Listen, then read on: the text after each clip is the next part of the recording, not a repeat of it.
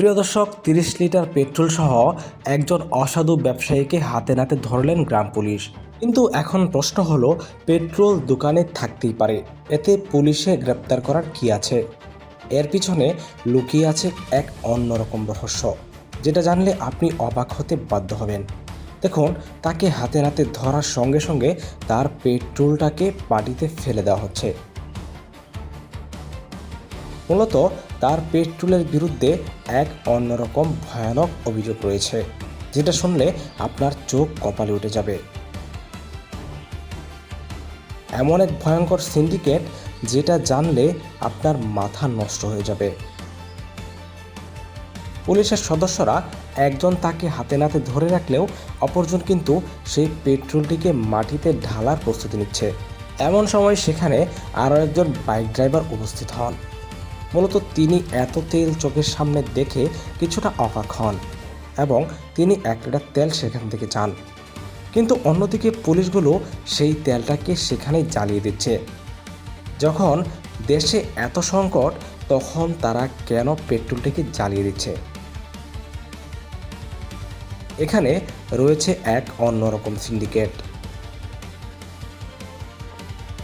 প্রিয় দর্শক, এটা একটা 30 লিটারের ট্যাঙ্কি, যেটাতে স্বাভাবিকভাবেই 30 লিটার পেট্রোল নিতে পারে। কিন্তু এই ট্যাঙ্কিতে 15 লিটার পেট্রোল আর বাকিটা এমন একটা পদার্থ মেশানো হয়েছে, যাতে করে আপনি কোনোভাবেই বুঝতে পারবেন না যে পেট্রোলের সাথে আরও কিছু মেশানো রয়েছে। এতে আপনার বাইকের ইঞ্জিনের সমস্যা হতে পারে। এখানে তিনি কিছুটা কেরোসিন মিশিয়েছেন, 15 লিটার পেট্রোল আর 15 লিটার কেরোসিন, এভাবেই তারা পেট্রোল বিক্রি করছেন। আর এই পেট্রোলের দাম শুনলে আপনার মাথা হ্যাং হয়ে যাবে।